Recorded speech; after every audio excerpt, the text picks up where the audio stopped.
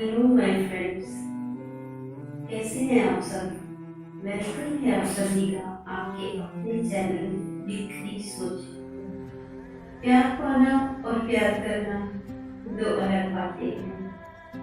प्यार करना अपने बस में होता है और प्यार पाना किस्मत के हाथ में।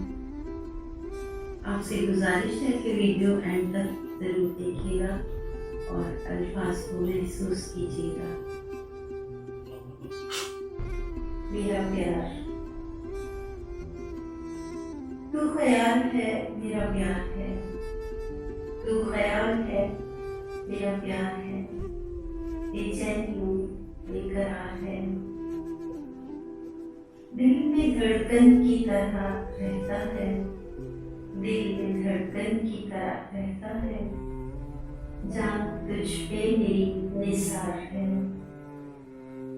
सोचकर तुझको खिल ही जाती हूँ, सोचकर तुझको खिल ही जाती हूँ। तुझसे ही हुस्न का निखार है, खुद से बातें तेरी मैं करती हूँ, खुद से बातें तेरी मैं करती हूँ।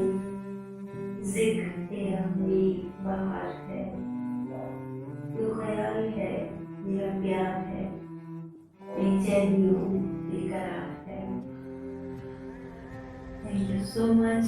उम्मीद है आपको आज की वीडियो पसंद आई होगी। ये गॉड ब्लेस यू ऑल।